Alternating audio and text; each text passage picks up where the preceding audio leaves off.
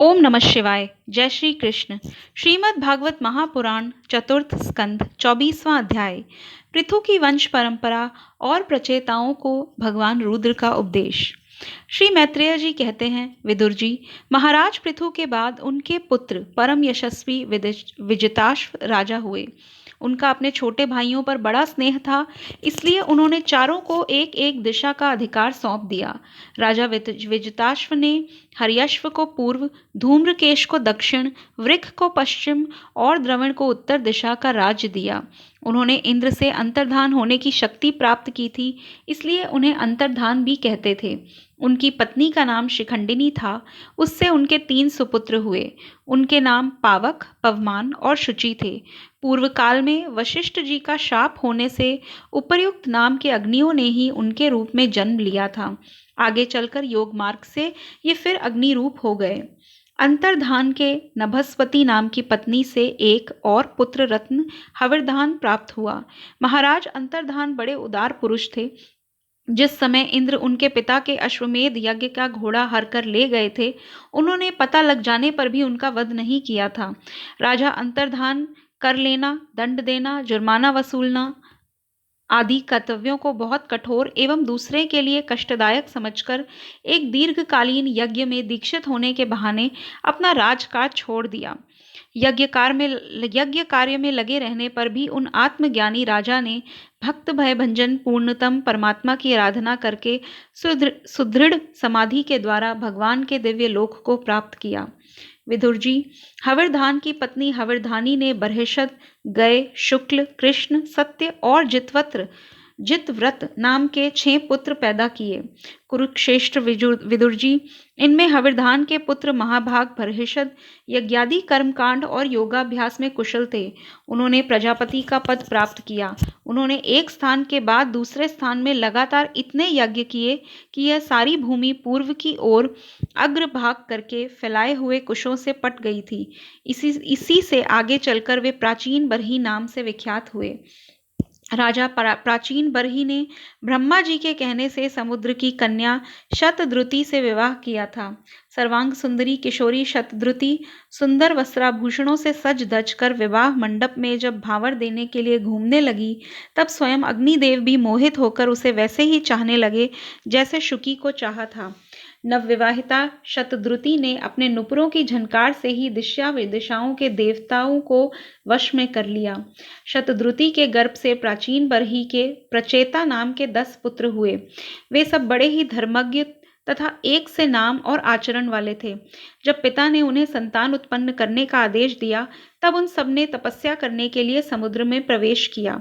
वहां 10,000 वर्ष तक तपस्या करते हुए उन्होंने तप का फल देने वाले श्री हरि की आराधना की। घर से तपस्या करने के लिए जाते समय मार्ग में श्री महादेव जी ने उन्हें दर्शन देकर कृपा पूर्वक जिस तत्व का उपदेश किया था, उसी का वे एकाग्रता पूर्वक ध्यान, जप और पूजन करते रहे। विदुर जी ने पूछा, ब्राह्मण, मार्ग में प्रचेताओं का महादेव जी के साथ किस प्रकार समागम हुआ, मुझे कृपा करके मुझे बताइए। श्री मैत्रेय जी ने कहा, विदुर जी, साधु स्वभाव प्रचेतागण पिताजी की आज्ञा शिरोधार्य कर तपस्या में चित्त लगा पश्चिम की ओर चल दिए। चलते चलते उन्होंने समुद्र के समान विशाल एक सरोवर देखा। वह महापुरुषों के चित्त के समान बड़ा ही स्वच्छ था तथा उसमें रहने वाले जीव भी प्रसन्न जान पड़ते थे। वहां मृदंग, पणव आदि बाजों के साथ अनेकों दिव्य रागनियों के क्रम से गायन की मधुर ध्वनि सुनकर उन राजकुमारों को बड़ा आश्चर्य हुआ। इतने में ही उन्होंने देखा कि देवादिदेव भगवान शंकर अपने अनुचरों के सहित उस सरोवर से बाहर आ रहे हैं। उनका शरीर तपी हुई स्वर्ण राशि के समान कांतिवान है, कंठ नीलवर्ण है तथा 3 विशाल नेत्र हैं।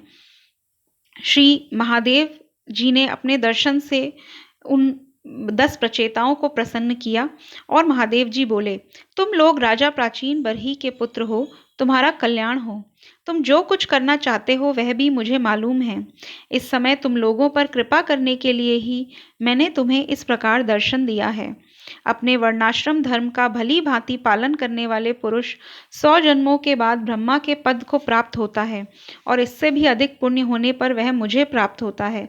परंतु जो भगवान का अनन्य भक्त है वह तो मृत्यु के बाद ही सीधे भगवान विष्णु के उस सर्व प्रपंचातीत परम पद को प्राप्त हो जाता है जिसे रुद्र रूप में स्थित मैं तथा अन्य आधिकारिक देवता अपने अपने अधिकार की समाप्ति के बाद प्राप्त करेंगे। तुम लोग भगवत भक्त होने के नाते मुझे भगवान के ही समान प्यारे हो। इसी प्रकार भगवान के भक्तों को भी मुझसे बढ़कर और कोई कभी प्रिय नहीं होता। अब मैं तुम्हें एक बड़ा ही पवित्र, मंगलमय और कल्याणकारी स्तोत्र सुनाता हूं। इसका तुम लोग शुद्ध भाव से जप करना। उसके बाद भगवान शंकर ने प्रचेताओं को वो स्तोत्र सुनाया। उसके बाद उन्होंने कहा, राजकुमारों, तुम लोग विशुद्ध भाव से स्वधर्म का आचरण करते हुए भगवान में चित्त लगाकर मेरे कहे हुए स्तोत्र का जप करते रहो। भगवान तुम्हारा मंगल करेंगे। मैंने तुम्हें यह योगादेश नाम का स्तोत्र सुनाया है। तुम लोग इसे मन से धारण कर मुनि व्रत का आचरण करते हुए इसका एकाग्रता से आदरपूर्वक अभ्यास करो। उसके बाद प्रचेताओं ने भगवान शिव का बहुत आदर किया, पूजा की और उसके बाद भगवान शिव अपने धाम को पधार गए। अब 25वां अध्याय, पुरंजनोपाख्यान प्रारंभ। शंकर जी से विदा लेकर सब के सब प्रचेता जल में खड़े रहकर भगवान रुद्र के बताए स्तोत्र का जप करते हुए 10,000 वर्ष तक तपस्या करते रहे। इन्हीं दिनों उनके पिता प्राचीन बरही का चित्त कर्म कांड में बहुत रम गया था। उन्हें आध्यात्म विद्या विशारद परम कृपालु नारद जी ने उपदेश दिया। उन्होंने कहा कि राजन, इन कर्मों के द्वारा तुम अपना कौन सा कल्याण करना चाहते हो? दुख के आत्यांतिक नाश और परमानंद की प्राप्ति का नाम कल्याण है। वह तो कर्मों से नहीं मिलता। राजा ने कहा, महाभाग नारद जी, मेरी बुद्धि कर्म में फंसी हुई है, इसलिए मुझे परम कल्याण का कोई पता नहीं है। आप मुझे विशुद्ध ज्ञान का उपदेश दीजिए जिससे मैं इस कर्म बंधन से छूट जाऊं। जो पुरुष कपट धर्ममय गृहस्थ आश्रम में ही रहता हुआ पुत्र, स्त्री और धन को ही परम पुरुषार्थ मानता है, वह अज्ञानवश संसार में ही भटकता रहने के कारण उस परम कल्याण को प्राप्त नहीं कर सकता। श्री नारद जी ने कहा, देखो देखो राजन, तुमने यज्ञ में निर्दयता पूर्वक जिन हजारों पशुओं की बलि दी है, उन्हें आकाश में देखो। ये सब तुम्हारे द्वारा प्राप्त हुई पीड़ाओं को याद करते हुए बदला लेने के लिए तुम्हारी बाट देख रहे हैं। जब तुम मरकर परलोक में जाओगे तब ये अत्यंत क्रोध में भरकर तुम्हें अपने लोहे के से सींगों से छेदेंगे। अच्छा, इस विषय में मैं तुम्हें एक प्राचीन उपाख्यान सुनाता हूँ। वह राजा पुरंजन का चरित्र है। तुम उससे मुझे सावधान होकर सुनो। राजन, पूर्व काल में पुरंजन नामक एक बड़ा यशस्वी राजा था। उसका अविज्ञात नामक एक मित्र था। कोई भी उसकी चेष्टाओं को समझ नहीं सकता था। राजा पुरंजन अपने रहने योग्य स्थान की खोज में सारी पृथ्वी में घूमा, फिर भी जब उसे उसके अनुरूप कोई स्थान न मिला तब वह कुछ उदास सा हो गया। उसे तरह तरह के भोगों की लालसा थी। उन्हें भोगने के लिए उसने संसार में जितने नगर देखे उनमें से कोई भी उसे ठीक न जचा। एक दिन उसने हिमालय के दक्षिण तटवर्ती शिखरों पर कर्म भूमि भारत खंड में एक 9 द्वारों का नगर देखा। वह सब प्रकार के सुलक्षणों से संपन्न था। सब ओर से परकोटों, बागीचों, अटारियों, खाइयों, झरोखों और राजद्वारों से सुशोभित था और सोने, चांदी तथा लोहे के शिखरों वाले विशाल भवनों से खचाखच भरा था। उसके महलों की फर्शें नीलम, स्फटिक, वैदूर्य, मोती, पन्ने और लालों की बनी हुई थी। अपनी कांति के कारण वह नागों की राजधानी भोगवतीपुरी के समान जान पड़ता था। उसमें जहाँ तहाँ अनेकों सभा भवन, चौराहे, सड़कें, क्रीड़ा भवन, बाजार, विश्राम स्थान, ध्वजा, पताकाएं और मूंगे के चबूतरे सुशोभित थे। उस नगर के बाहर दिव्य वृक्ष और लताओं से पूर्ण एक सुंदर बाग था। उसके बगीचे में एक सरोवर सुशोभित था। राजा पुरंजन ने उस अद्भुत वन में घूमते घूमते एक सुंदरी को आते देखा जो अकस्मात उधर से चली आई थी। उसके साथ 10 सेवक थे जिनमें से प्रत्येक 100 नायिकाओं का पति था। एक 5 फन वाला सांप उसका द्वारपाल था। वह उसकी सब ओर से रक्षा करता था। वह सुंदरी भोली भाली किशोरी थी और विवाह के लिए श्रेष्ठ पुरुष की खोज में थी। उसको देखते ही राजा पुरंजन उस स्त्री के प्रति बहुत मोहित हो गए। और वे बोले, हे कमलदल लोचने, मुझे बताओ तुम कौन हो, किसकी कन्या हो? साध्वी, इस समय कहाँ से आ रही हो? इस पुरी के समीप तुम क्या करना चाहती हो? तुम्हारे साथ ये 11वें महान शूरवीर से संचालित ये 10 सेवक कौन हैं? और ये सहेलियां तथा तुम्हारे आगे आगे चलने वाला यह सर्प कौन है? राजा पुरंजन ने और भी कई तरह के प्रश्न किए और उसके बाद उन्होंने उस स्त्री से विवाह के लिए याचना की।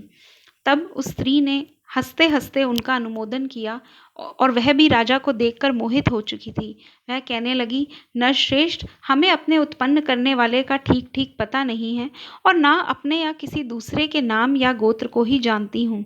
वीरवर, आज हम सब इस पुरी में हैं, इसके सिवा मैं और कुछ नहीं जानती। मुझे इसका भी पता नहीं है कि हमारे रहने के लिए यह पुरी किसने बनाई है। प्रियवर, ये पुरुष मेरे सखा और सखी स्त्रियां मेरी सहेलियां हैं तथा जिस समय मैं सो जाती हूँ यह सर्प जागता हुआ इस पुरी की रक्षा करता रहता है।